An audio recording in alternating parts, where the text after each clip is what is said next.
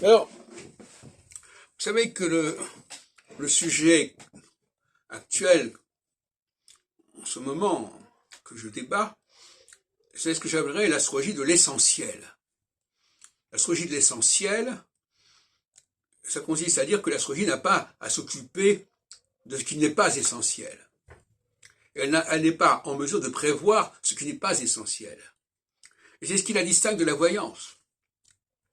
L'astrologie n'est pas là pour s'occuper du contingent. Elle n'est pas là pour s'occuper du sort du type lambda. Elle est là pour s'occuper des enjeux majeurs de la société. Ça ne veut pas dire pour autant que les enjeux majeurs de la société ne concernent pas tout le monde. Bien sûr que si.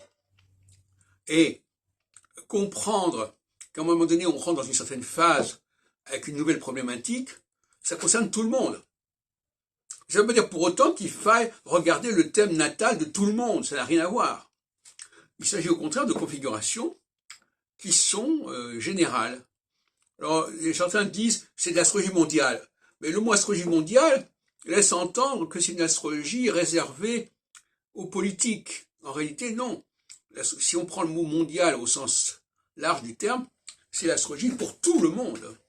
Mondial, tout le monde. Et, par conséquent,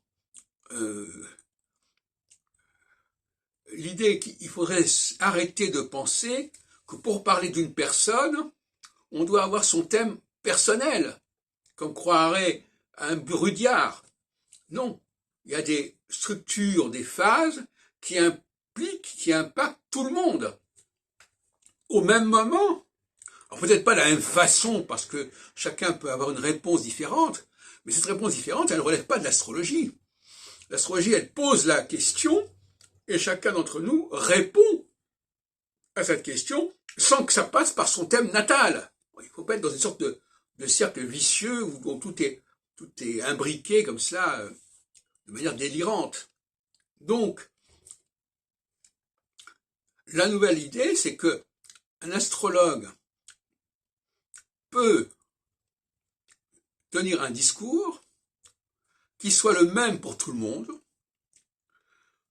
et il va pouvoir éventuellement voir avec chaque personne comment traverser cette période.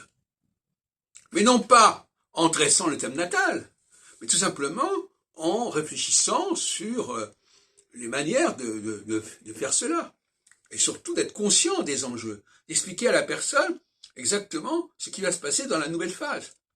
Qu'est-ce qui va être modifié, qu'est-ce qui va être substitué, qu'est-ce qui va être remplacé, quelles sont les valeurs qui vont se substituer à d'autres valeurs précédentes. Et éventuellement se préparer à la phase d'après encore. Voyons.